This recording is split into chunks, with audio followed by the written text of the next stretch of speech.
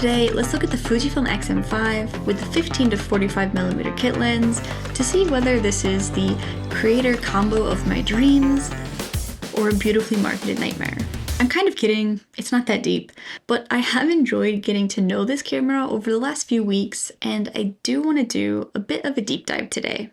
I want to break down my own experience, cover as many features of the camera and lens together as possible for anyone who's considering purchasing it or just curious, chat about where I think its place in the market is, and also share who I think might enjoy this. All with a heavy emphasis on the user experience over straight specs or pixel peeping. Starting with the body. The X-M5 is small and light, which is great for taking it on trips or walks or out to dinner. The size and weight have literally given me no excuse to leave it at home.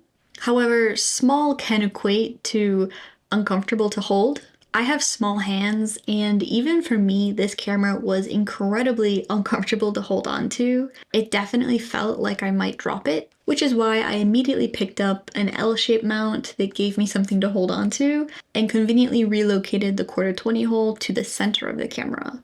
Unfortunately, like many small bodies like this, the 1/4-20 is right next to the battery door, so you cannot get to your battery or memory card with anything attached here at the bottom, which is a huge headache in my opinion. However, the L-shaped mount does solve both of those problems. So I think that the L-shaped mount makes this setup infinitely more usable, and you can also buy a thumb grip to give you even an extra layer of gripability.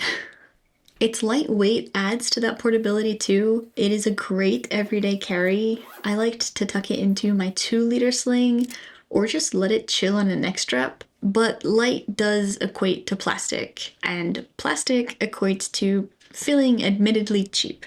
The flip-out LCD screen, for example, feels a little flimsy because of this, but as long as you're not ripping and pulling at the hinge, I think most users are going to be absolutely fine. The buttons up top probably feel the most well built on the body. There is some decent resistance, and it does feel a bit harder, I guess, than the flip out screen, for example. But the flip out screen does come out and fully articulate, which is really nice if you're trying to do something like this, filming yourself. I personally love buttons, dials, and controls, and I think the X-M5 has a decent selection of them. It's not as robust as other cameras, but I think it's pretty well balanced between custom buttons and simplicity. You have your film simulation dial, which I haven't been able to explore yet, your main control dial, which I love, the Q button for quick menu settings, a record button, and a shutter button. The shutter speed at your thumb, and the aperture and ISO controlled with the front dial. The Fujifilm thumb joystick, it's great for navigating the menus, selecting focus area, or clicking it to zoom in and check your focus. The articulating screen is touch sensitive, navigate important features directly from the screen. You can also learn some swipe features like pulling up your waveforms. Or you can turn off the touchscreen if you're afraid of your thumb or your palm accidentally touching it and changing your focus, for example. It also does get plenty bright for me. I was filming with it outside in bright daylight, and I didn't have at least any complaints. There are 4 custom mode settings on the main dial that can be set to either a photo or video priority, which I have found to be incredibly helpful. For me, I mostly just use these 4 main dials. I have 4K 24 frames per second, 4K 60 frames per second, the open gate 6.2K, and then I have on the 4th custom dial setting, photos. The buttons and functionality of the X-M5 I found to be quite impressive. I think that there's just a lot more for me to learn that would improve my experience using the camera. However, given how small the camera is, the Q button in particular is a little bit difficult to press. Like I said, I have small hands. This is an iPhone 13. I have little hands, and even for me, touching the Q button was difficult once the thumb grip was on it, because I do use the thumb grip, and it does get a little bit in the way of that Q button. However, I'll live, but not everyone will be as happy needing to use a little bit more of your fingernail to maybe get that button pressed down. Additionally, there is a mic jack, a headphone jack, a mini HDMI, and a USB-C port, with the battery and the SD card slot located on the bottom of the camera. As I said, this will get blocked if you put the camera on a tripod or a base plate if you're not using the L-shaped mount. I was worried about this myself because when I pre-ordered it, there weren't any L-shaped mounts available yet, but now there are, and absolutely no problem. The X-M5 is not weather sealed or weather resistant, neither is the lens, and that could be a pretty big con for some people. I personally shoot the most when it's bright and sunny outside, or at least dry, not raining or not snowing.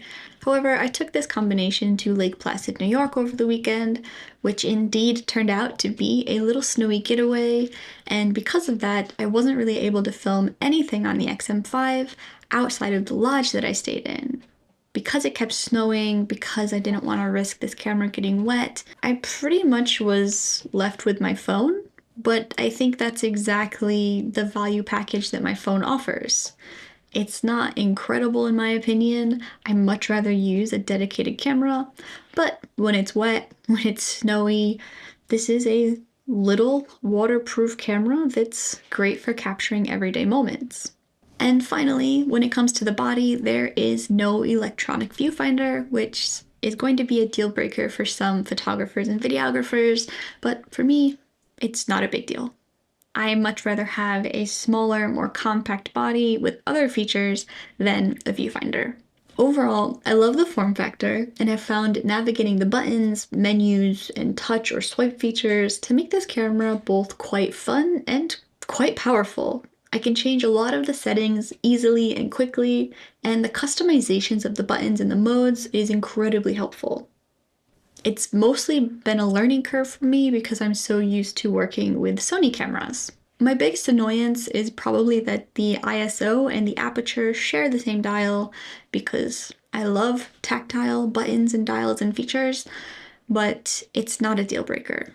Now let's get into the features, starting with stabilization. A lot of reviewers have considered the lack of IBIS or in-body stabilization to be a massive con for this camera. However, in this market of mirrorless cameras in this price range, that's pretty normal. Even the more expensive Sony ZV-E10 Mark II doesn't have IBIS despite being, I think, an extra $200 more expensive. So if stabilization is your biggest priority and you don't want to use a gimbal, then you're probably going to want to look at a slightly different niche, a slightly different market of mirrorless cameras. But this combination does offer a couple options for attempting to stabilize your footage. The 15 to 45mm kit lens does have optical image stabilization, which will help reduce a few of the shakes and bumps. The X-M5 has digital stabilization that you can then put on top of that, but it does have a noticeable crop, and this is the mode where you're most likely to start getting that jello in the corners of your videos and notice more of the sensor shake when you step. You can add stabilization in post in your editing software, and of course you could put this camera and lens on a gimbal. It is incredibly light, so you could probably use a relatively smaller, cheaper gimbal, and that would give you way better stabilization than any of those other modes. But after testing out different environments and shots, ones that I would most likely take the most often, this is what I found. When it comes to that famous vlogger shot, holding the camera out and talking to your lens, I think that just the optical image stabilization is enough for me personally. If I'm just standing there, if I'm doing a little bit of movement, kind of just want to point something out or take a few steps, then I'm not way too worried about a little bit of shake in the corners. And when I went and did that field test, I was pretty satisfied without the stabilization on at all. So I think just with optical image stabilization, for my standards, that'll be plenty. I'm not a big walk 10 minutes while talking to the camera type of creator, so that's good for me. For slow pans, slight movements, or just holding the camera relatively steady, I thought that both the digital stabilization and stabilization in post did a pretty good job. I was honestly impressed in particular with how much the stabilization in post was able to save some of the shaky footage I got on that first field test.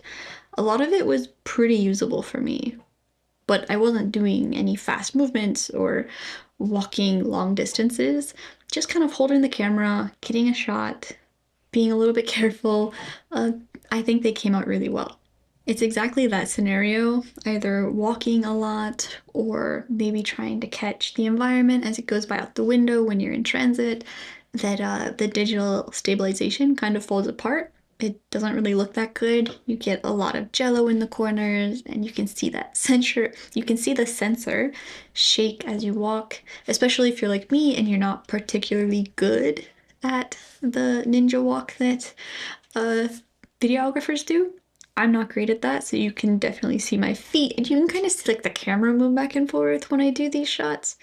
That's on me. I'm not very good at that yet. However, if it's nice and bright outside, I did find that you can crank your shutter speed to around 200, and it will help a little bit with the jello in the corners, because as you remove that motion blur, you just get a little bit less of the noticeable warping in jello.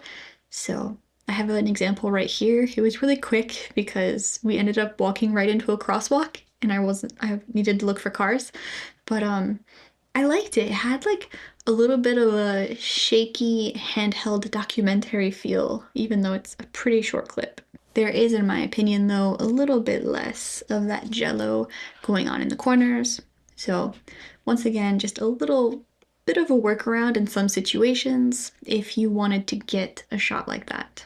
But whether or not the stabilization modes are enough for you depends on your use case. For me, I'm a very big tripod user. I always have been, and in fact, I'm so much of a tripod user that when I took this camera out for the field test, the first field test, I didn't even think to turn a stabilization mode on. Like, it did not occur to me that I could stabilize the footage, or I should stabilize the footage while I held the camera. So yeah, like that's how big of a tripod user I am. So I wasn't really concerned that there's no IBIS, for example. It's also in part why I'm pairing this camera with the Pocket 3 for content creation, because when I do want a shot like that, or if I'm outside and I do want to walk for a long time and have a little chat with the camera, I would just rather use the tool for the job. And I don't think that tool is the X-M5.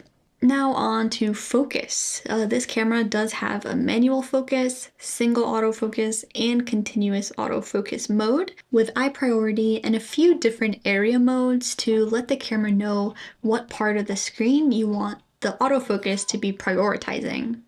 I personally am a big fan of spot single autofocus modes, where I can tell the camera where to focus in advance and nothing in the scene is going to change that focus spot. I personally think it's the safest autofocus mode when I'm not talking directly to the camera and I can't look over and see if there's a box on my head or if it's prioritizing my eyes or not, which I now realize I don't have that mode on. It's not prioritizing my eyes. In general, I haven't had much of a problem getting the single autofocus to work well. It does struggle a little bit more in dark situations and if the scene is really complex, if it kind of has a hard time telling like what you want it to focus on. But in those scenes, I wasn't really surprised that that was the case. Like, I could tell what was confusing the autofocus. Actually, let's just turn that eye mode on. I found that when my face is in the scene and I'm the subject, the continuous autofocus does a pretty good job for the most part. You do have different options if you want. So I'm looking at myself, I can see that it is focusing on my eyes. I do have the spot focus to be right here.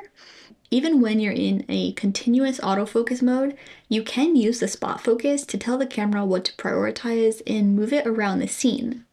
So you can do something like focus on the bottom of the screen and keep these leaves in focus while you walk behind it. But the thing about autofocus is that you're really giving the camera a set of priorities. And based on those priorities, the camera is going to do its best job at deciding what you want in focus. And you can narrow down these priorities by choosing a face detect or an eye detection mode. You can use the spot focus to tell the camera, like, I want you to look here. Don't look over here. Look here for the subject. Whatever's closest here is what I want you to look at. And really understanding how to narrow your demands of the autofocus, how to use the modes to get what you need the most, and then also adjust the settings will give you the best performance out of any autofocus your system that you're using, whether it's Nikon, Fujifilm, Sony, or anything. Like, once you start to understand the priorities that you're giving the camera, then your experience with any camera is going to be much better and less frustrating. Something that I very much learned the hard way when I didn't understand that autofocus didn't mean like reading my mind. Which is silly, but it's true. I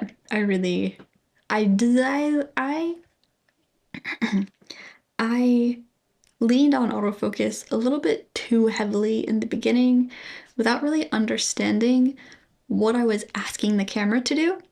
But I think that's pretty normal, and it's also true that Sony really does lead the market in terms of autofocus performance. So the autofocus isn't going to be as good as the top-of-class Sony. In my opinion, it's good enough. In general, the autofocus struggled the most in darker environments, but it does have a small issue with this kind of focus drifting. I'm not sure if it stems from the lens or the autofocus itself. Perhaps it is a mix of the two, but occasionally there are these pulses in the focus, or a brief drift away from me. It happens here and there. Considering the frequency, I wouldn't say it's egregious compared to how much I was filming. I'll be pointing them out as we go so you can see just how frustrating you find it as a viewer, and it definitely happens more when I'm close to the camera. So unfortunately, I don't think Fuji's autofocus is on par with its competitors, but I do think it's better than it used to be. I would probably say that it's great, but not incredible. In the past, I was afraid to not have Sony autofocus and to not have the best lens with no focus breathing. But right now, with slightly more relaxed standards, a better appreciation and understanding of the tools that I'm using, I really do think that there's a place for good enough. But if you're a perfectionist, then, you know, that might bother you. It could. I do think that more serious video users will, to a certain extent, have some kind of external microphone that they want to attach to the camera, but the audio is quite good if you're looking to grab a quick moment or thought, if you left your microphone at home or the battery is dead or something, or even if you want just more of an immersive surround sound experience for a certain clip, then I think the audio is actually pretty decent straight from the camera. There are also different mic modes that you can turn on in the vlog dial, like focusing on you, all around you, or just in front and behind of the camera. But I didn't do any in-depth testing of these different mic modes. I do have a longer example of what the front-facing mic sounds like in a kind of difficult situation in my field testing video, but otherwise, here's a small snippet of what that sounds like. Right now, the camera is about about 3 feet away from me, and this is what the internal microphone sounds like with no wind cover, just in case if I had forgotten a microphone, was sitting in a rather echoey room with water dripping, snow melting off the roof, what that would sound like if I was in a pinch and didn't have my microphone. Or if I want to keep my setup super tiny and not even bring a microphone. Overall, I think the mic is quite usable, but in my opinion, onboard microphones still have quite a long ways to go until they could replace dedicated microphones. For me, because I'm coming from mostly using Sony cameras, I've had a bit of a learning curve getting used to the features and menus and settings of the X-M5, but overall there's a very good mix of beginner-friendly modes and beginner-friendly features, and slightly more advanced modes for your more robust video shooters. The simplified vlog mode is great for beginners. Everything is just a tap away. You have product and subject priority modes, which will help you blur out the background accordingly, even if you know absolutely nothing about cameras. But it also has false colors and focus peaking for nailing focus, zebras and waveforms for locking in your exposure settings, F-log for more room to color grade and post. Vertical video mode allows you to keep the camera horizontal while you shoot a vertical video, and when I first got this camera, I didn't really expect much out of this feature, but it turned out to be incredibly useful. I bought this camera to simplify my kit and also keep it as small and light as possible, which meant switching from a large tripod to a small, light plastic one. But when you're carrying around a light plastic tripod and try to film a vertical video, if you're actually moving the camera's either gonna tip over because it's heavier than the tripod, or the legs get in the way. But with this mode, you don't experience either of those problems. Once I realized this, I was a little disappointed that you could only film up to 1 minute, but I do imagine that Fujifilm capped these clips at 1 minute to help make transferring the files from the camera to your phone directly a lot easier and probably faster. Either way, I think it's a great feature, and when I think about it, how often will I actually be filming over 1 minute? Like 1 minute long takes in vertical video mode, so it's not that bad. The app actually also works pretty well. I haven't gotten too much use out of it, but you can set the camera up far away and then use your phone to start the recording and stop it, which is incredibly convenient. I haven't tried sending a video yet, but it was pretty quick and convenient to send photos directly from the X-M5 to my phone. 6.2K open gate recording is the headline feature of this setup, and I do think it's pretty impressive and helpful for creators. You can reframe shots and add camera movements without losing your 4K resolution. This handsome boy, we can have him in horizontal. We can have him in vertical. We can punch in and zoom around him. Oh, now he's curious. Oh no, okay, enough of that. If you have any need to repurpose horizontal footage into a vertical format, the 6K open gate is a big time saver. And now just a few quick things before we move on to the lens.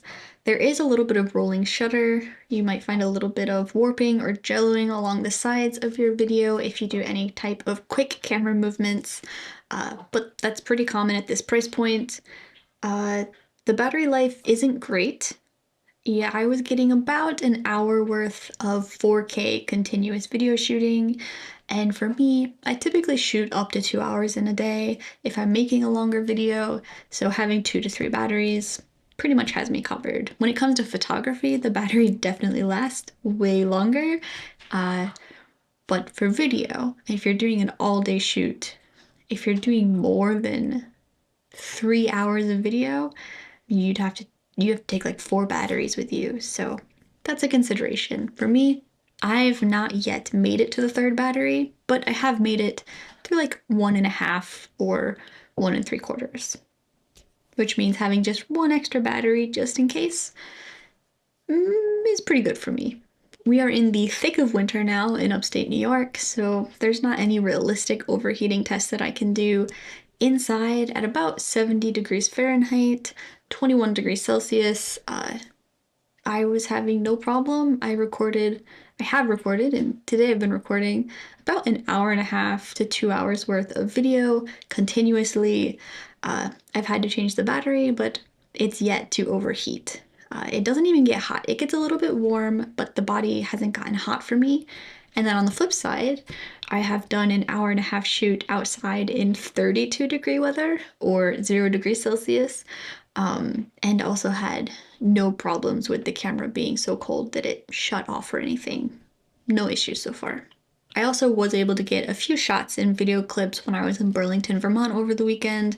It was very cold. It was 9 degrees Fahrenheit or -12 degrees Celsius, and the camera turned on just fine. Was not a lengthy shoot by any means. I was just carrying my camera around, pulling it up for a photo here and a photo there.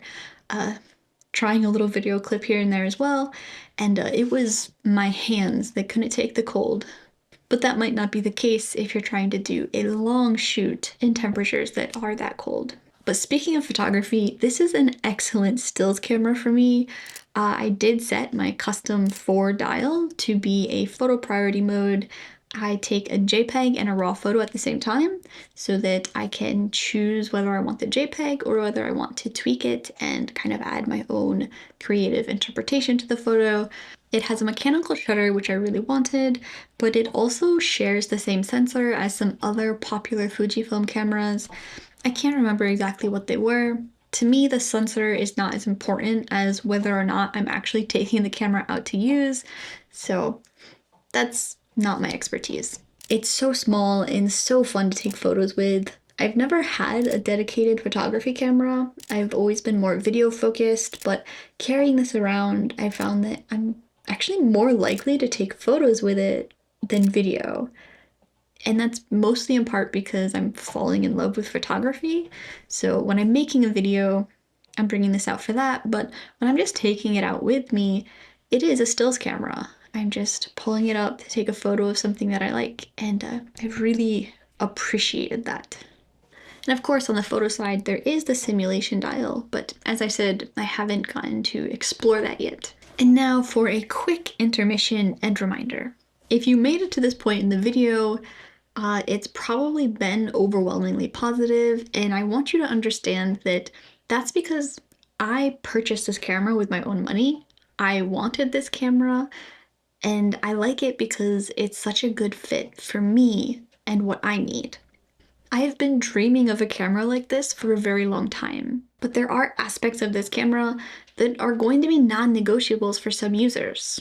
Not having an EV, not having IBIS, not being weather sealed. So I hope while you're listening to this breakdown of features, you're really thinking about what aspects of this camera are checking your boxes and not mine, because our boxes are probably really different. Cameras and setups, they aren't good and bad, they're fits. Certain devices fit certain use cases and the needs of certain people. So with that said, let's move on to the lens. First of all, if you did get the kit lens, you need to check the firmware right away because I thought something was wrong with the camera lens when I got it. I am running into this bizarre thing where the vlog camera keeps shutting off though. It was reinitializing itself, kind of turning off and on, which if you were filming a video, it would turn the video off, and it was just excruciating, and I couldn't figure out what was wrong. I was so frustrated. I thought that I had to return the lens and get a new one, but luckily, right at the last minute, right before I was about to give up on it, I discovered that I had to update the firmware. And it's really easy to do if you don't know how to do it. I did make a little short on this that explains exactly step by step how to do it. And just like the body, this lens kind of is what it is in terms of build quality. It is light, it is plastic, it is a relatively inexpensive lens by itself at $299. It is not weather sealed, it's mostly plastic, which can feel pretty cheap. There is a focus ring and a zoom ring, which feel okay, but not great. It does have some decent features. You can see the focal length you're using on the X-M5 screen. The camera will turn on to the same focal length that you left it at when you turned it off. It is a power zoom, which is great for stable zooms in on your subject. But it does make a little bit of noise, and you can't quickly punch in optically, which is something I did enjoy doing on other lenses. So I would say overall, it's not a particularly enjoyable lens to use. Not if you're an experienced user, not if you've used more premium lenses in the past, but if you're a beginner, you're probably not going to notice, and it'll most likely feel just fine. It has a 15 to 45 millimeter focal length, which is quite versatile. It's a little tight for those walking and vlogging shots, especially if you do want to add any type of stabilization, but for me it's just enough. Zoomed in to 45 millimeters, I think the compression looks pretty good.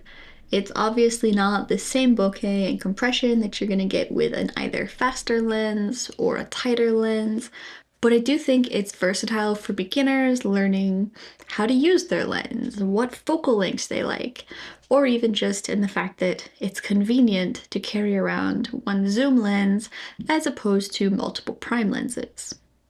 Now let's talk a little bit about aperture, also known as f-stop. For any absolute beginners watching, the aperture is basically a measurement for the pupil of your lens. Kind of thinking about it in terms of your eye, the smaller this f-stop number, the wider your pupil is, the more light can come into your eye or the camera.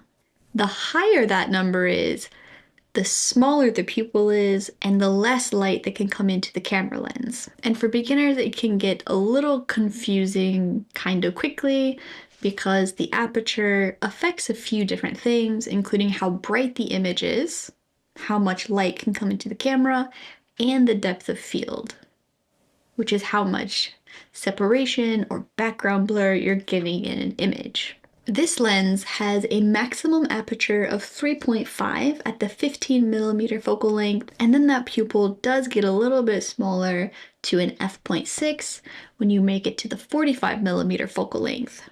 Understandably, the f-stop changing as you zoom in with the lens can be a little annoying, because that means as you go from your widest focal length to your tightest focal length, the exposure is changing while that f-stop makes the pupil smaller.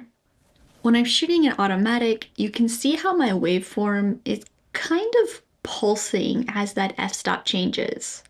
Or if I shoot in manual, you can see how the image just gets darker as I zoom in.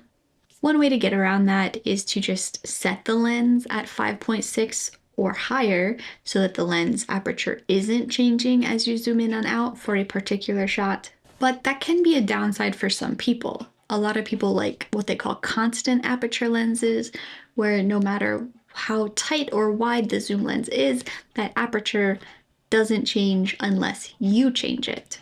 Now, like I said, it also affects the brightness of an image. It looks great if the scene is well lit or you're out shooting in daylight. It even looks pretty good on overcast days or if you're in a little bit of a shadow. But it's not going to perform very well in poorly lit rooms, which I ended up filming a lot of during my trip. It worked okay for some of these moody reading shots, and it was genuinely quite dark while shooting this, which is why you can see there is a fair amount of noise in some of these images, particularly in the shadows.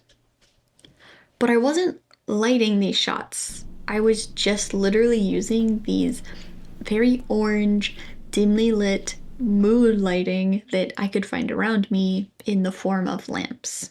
I personally would use these shots, noise and all, for a personal project, but you obviously don't want that for any higher end or professional work. Just remember that light is your friend when it comes to this setup. The other thing your f-stop affects, like I said, is the blurriness in your image. So whatever focal length you're at, the lower that f-stop number, the more blur there will be at that focal length, because other things do affect how blurry the image is. However, on the wide end at 15mm, there's not a ton of blur despite being a 3.5, right? A 3.5 aperture. But once you zoom into 45 at that 5.6 aperture, there is a decent amount of background blur in my opinion. I think that you can get decently artsy shots with this. Like I did a little bit of a cooking with this lens. And in fact, I've already gotten a lot of shots that I like, but you're not going to get those incredible, can't even see the background because it's all just little bokeh balls. This lens isn't really gonna do that for you. That being said, I learned the hard way that it is better to properly light your shot and to work hard to get the angle that you want for the shot that you're going for, instead of hoping that your more expensive, fancier camera lens will do that work for you, because there is a limit to how much it will help.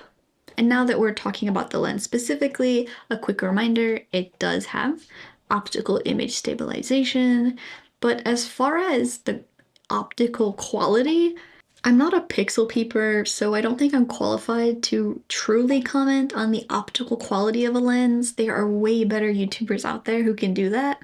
I just care if it looks good to me, and I think this lens looks great. It takes nice photos, which I've been loving, and in good light, the video is beautiful in my opinion.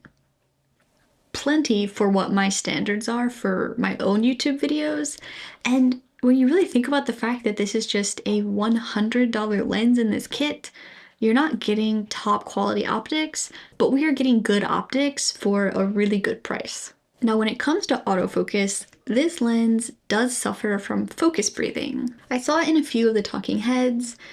You can see that as the camera is trying to nail focus or even hunting for focus, you get these little pulses in the background. But all of our standards are going to be a little different for this kind of thing, and some situations will be worse than others. Like when I intentionally backlit myself here, hoping that the difficult lighting situation would put a little strain on the system. You can see that while I was trying these focus pulls in camera by tapping on my subject, that there was a little bit of focus breathing and oddly enough, a little bit of confusion focusing on the White Face Lodge coffee cup. But after I got home, I slowed down that focus speed to -5 to make it really slow, and I tried a couple more of these touch to focus pulls, and I thought they looked significantly better. The timing was really nice, and there was a lot less, if any, focus breathing. So in general, this lens's aperture isn't as fast, its focal length isn't as wide, and it's honestly not as fun as some of the competition from Sigma or Tamron, but it does have optical image stabilization, and at just $100, it is an incredible deal. So in general, unless you already have specific needs and knowledge, I truly do think that the 15 to 45 kit lens is a good pairing with the X-M5 in terms of quality versus price, and also just balancing the size and weight, because as a pairing, I think they go well together. Now let's get into the discussion. I think that YouTube, for obvious reasons, prioritizes packaging a camera like this as almost perfect, or the Sony ZV-E10 Mark II killer, but I don't really want to frame it that way. Instead, I would much rather look at this camera as an individual value proposition. This camera appealed to me because I want the best image in the smallest possible size. I want a good hybrid camera that takes incredible stills but can really hold up in the video department. I want a nice selection of manual buttons, but more than anything, I want something that I enjoy using and will just take with me everywhere. And this is not the only camera that could fit into that category. This is just the one that appealed to me more than the others. It's a great EDC camera for street and life photographers, walks, family, get-togethers, vacations, some decent portraits, and hikes. It's just so portable. It's certainly not a walk around and film the city type of camera, but if you do a lot of tripod shooting and just mostly more stable shots, slow movements or pans, then I think you can get a lot of value and great images from this camera. If you shoot in a lot of daylight or you're willing to light your scenes well, then you'll get a lot of value out of this camera. But to answer that question that I've been repeatedly asking myself, can a beginner to intermediate content creator pick up this kit and have most of their needs filled? I do think the answer is yes, but it does depend on what those needs are and how they film. There are some great beginner-friendly features in the vlog mode, but I think its hidden strength is that it's so powerful that an excited creator willing to learn more can really grow inside this camera while they learn more about manual controls.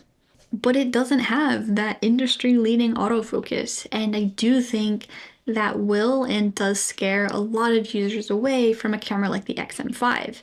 And I don't blame them, because I was afraid of that too for a really long time.